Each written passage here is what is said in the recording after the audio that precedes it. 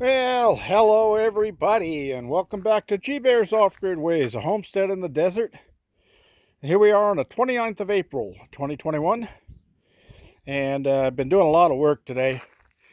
One thing I did was I got the two angle braces moved over onto the new full-length cross brace I put on. So it's actually being supported on those now, but I stuffed the 2x4 there because I still have to do the two ground pieces, the one that's going in there and the one that's going in there, and drill them so that I can bolt those two legs down, and that'll give this some really sturdiness. Boy, I'm speaking like crazy here. I'm nuts, man. Just ask me, I'll tell you. Anyway, I was I've been working all day in the sun, and it's been fairly calm all day. So I did some work in the garden and greenhouse, but I'm not going to bore you with that on this trip. But I did promise Josephine that I would give her a look at the new baby chicks that aren't so much baby chicks anymore. It won't be maybe the end of next month. They'll be moving in with the big guys. So here we go. Let's get over here and see them.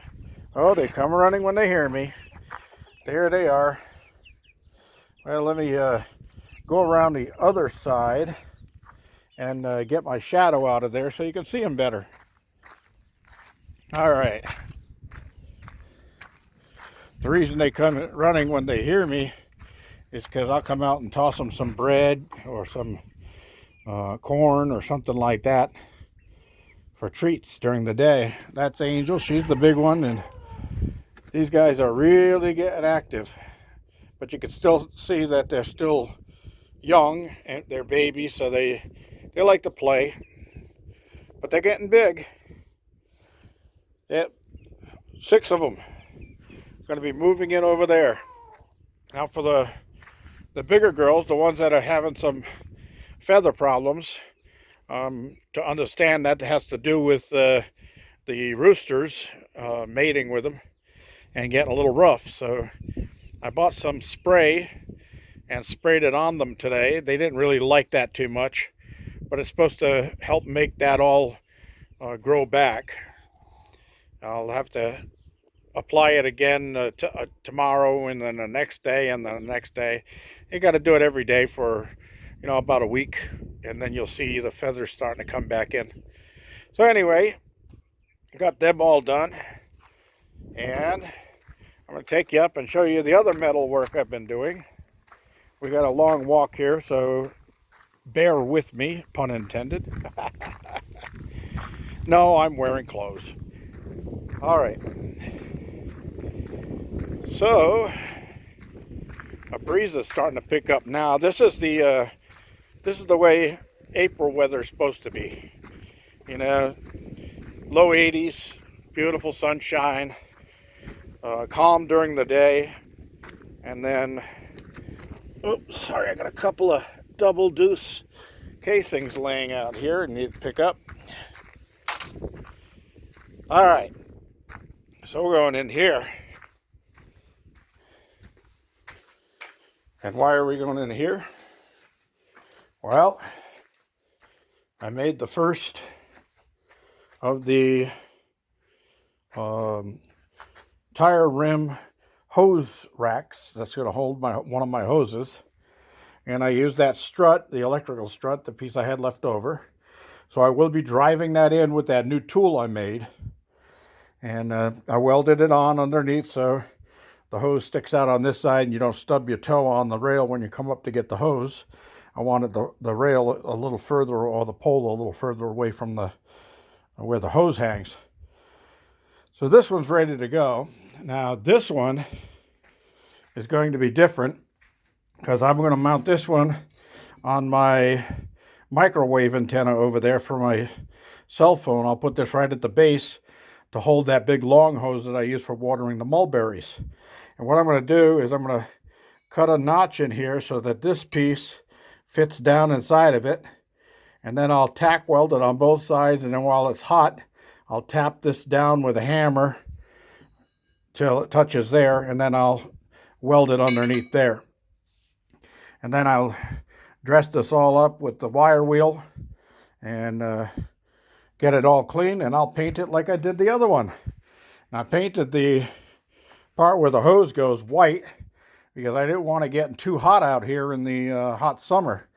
The pole I don't care about. That'll keep things from wanting to get up underneath there. It'll be too hot for them. So anyway, I got that done.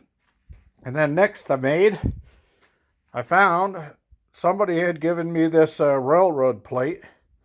And I'd had it laying around for quite a while. And as you can see, it's worn out on this side. So the track that goes in there could have slipped off of it. So they had to change this when it was an old one. So I welded my piece on there. I painted it black because gold shows up really well on black. And then I painted the tube white so that it doesn't get too hot and I can grab it. And then I got my piece in here.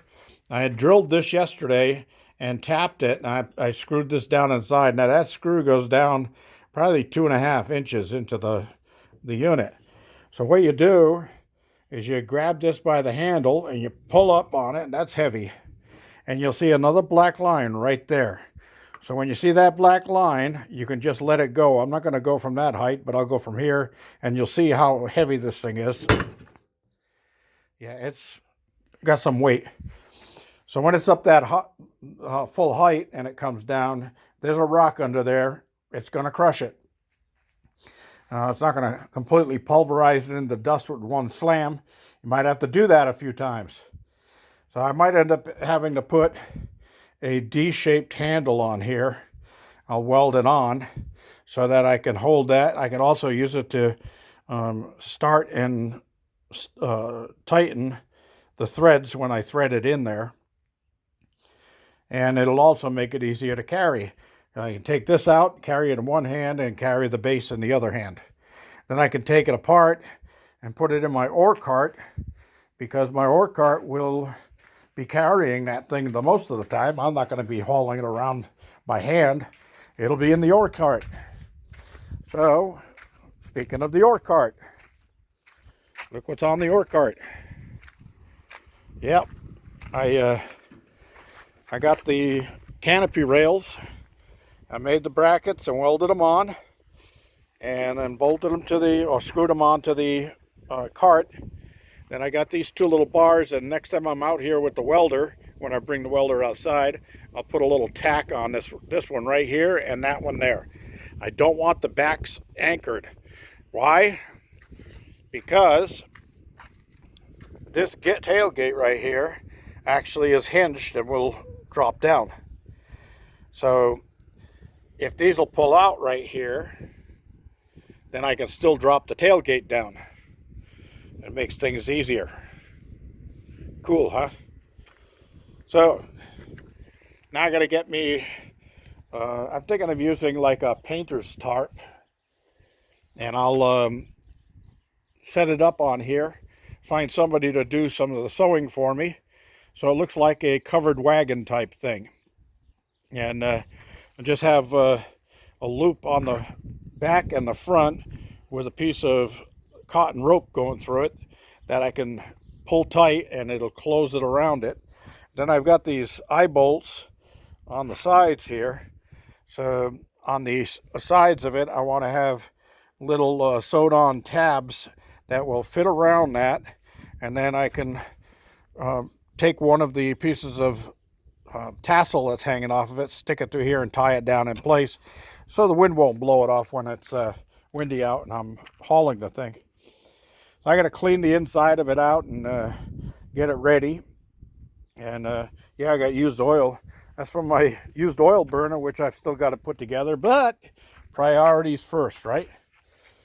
All right, so anyway, that's a upcoming project. It's not really a big thing, but since I had the welder out and I was doing some cutting and on my saws and that stuff, I said, why not? I'll make the parts for that and get it welded and get it in place. That's one more chore done. So I also had this piece of round stock, and I stuck it in the lathe here, and I ran a couple of cuts down it to round it up and true it up, because it wasn't true. It was mostly all this cold rolled stock, when you buy it, is not perfectly round. It's going to have an oval shape to it or something like that. So it's all dressed up nice and clean. And then I'll use that to make something like an axle or a pin to put through a trailer hitch or something like that. I'll heat it up and temper it, and I'll have it made. One of the things I forgot to show you yesterday from this, or a couple of things, one is there's the drill bit head, and that can fit either in the milling machine, so you can use this as a drill press if you needed to, or if it's on this end, and you can use it to drill a hole through the center of whatever's turning on the lathe. Okay, and then down there is my box of milling tools. The back row is the 4-bladed, or the 4-cutter side, and the ones in the front row are the 2-cutters. And the 4-cutters, usually use those for like facing and doing a smooth surface across something. And then the 2-cutters you could use for cutting a channel or a groove into something. So those are some old lathe bits there that have some chips in them and things like that. I don't throw them away.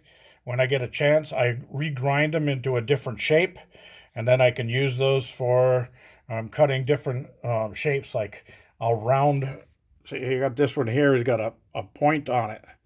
Well, if I rounded that and made it a 1/4-inch quarter round, then I could cut a 1/4-inch valley, as you would in here, that I could actually slip a big rubber O-ring over and give it a seal if I was going to insert it in something. Okay? So that's what I do with those. Then I've got a whole bunch of the little ones. Those actually go to the little tiny lathe that Harbor Freight sells. But I bought some of those because I can shim them up underneath here and use them on this machine just as much as I can use the bigger, the bigger ones. So here's a tool. Anybody know what this is? Huh? Anybody? Yeah, this is for straightening out the fins in a radiator or an air conditioner. And you would use it this way, like a dagger. You'd hold it this way, and you set the grooves into the fins and pull down.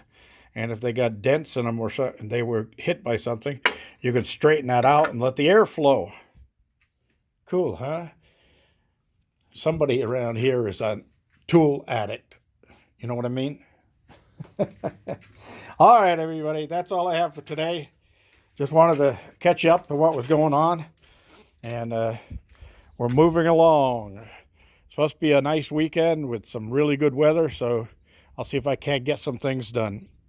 This is G-Bear reminding you to put that thumbs up down there. Don't forget to subscribe. We're getting towards that 5,000 mark very quickly. I really appreciate all of you people coming aboard. And this is G-Bear signing off.